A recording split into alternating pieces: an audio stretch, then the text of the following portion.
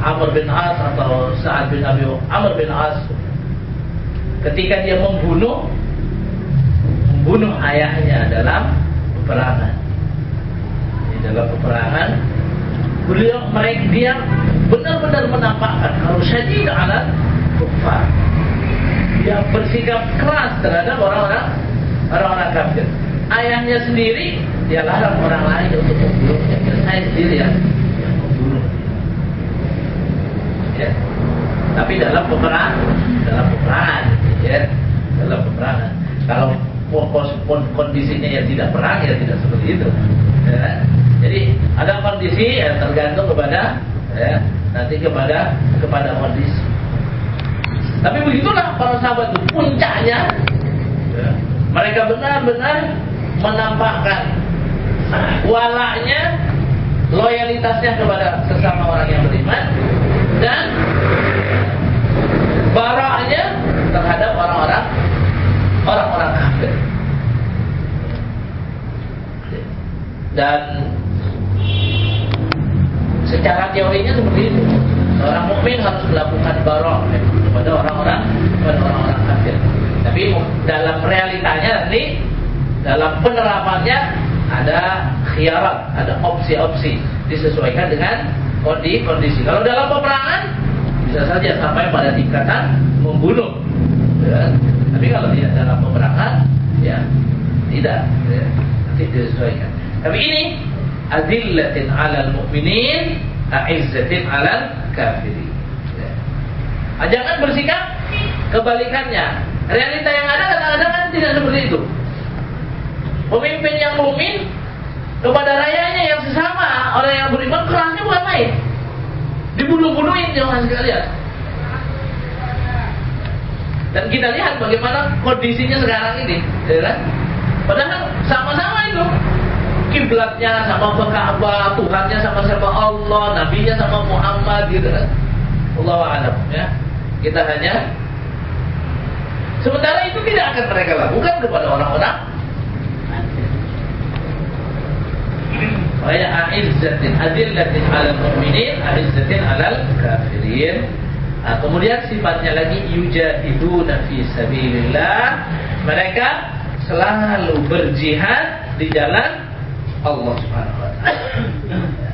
Mereka selalu berjihad di jalan Allah, wala yakhafuna lawmata la'im, dan mereka itu tidak takut celaan orang yang mencela.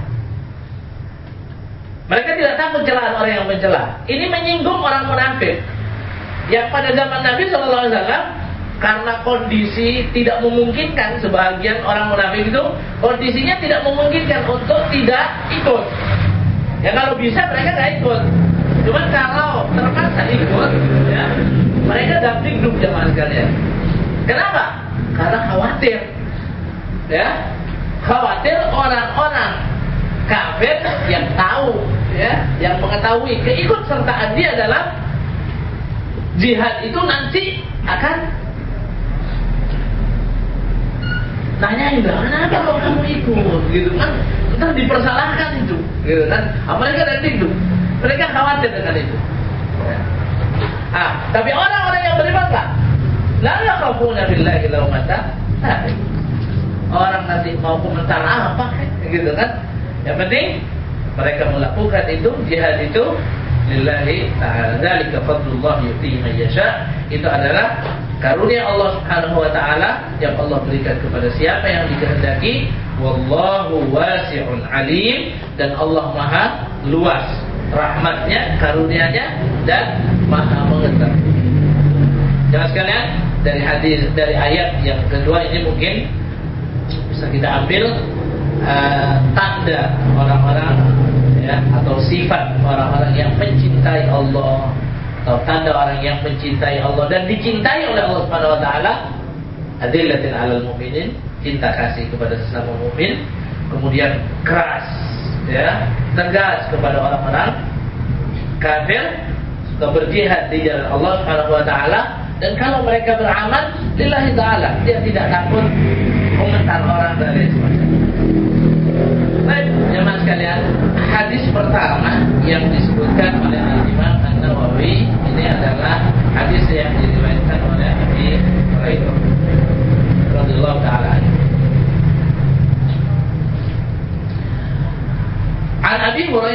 diriwayatkan dari Abi Hurairah radhiyallahu taala anhu qala Rasulullah sallallahu alaihi wasallam, Rasulullah sallallahu alaihi wasallam bersabda, Inna Allah Ta'ala qala, sesungguhnya Allah Subhanahu wa taala berfirman. Jadi ini kategorinya termasuk hadis qudsi.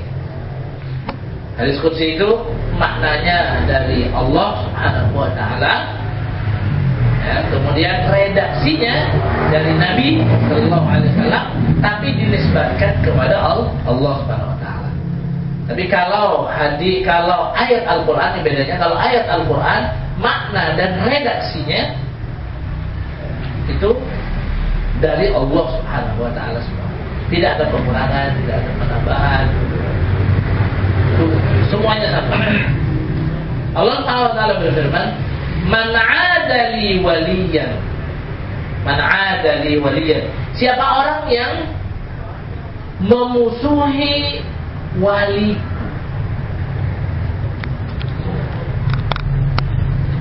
Kata wali ini,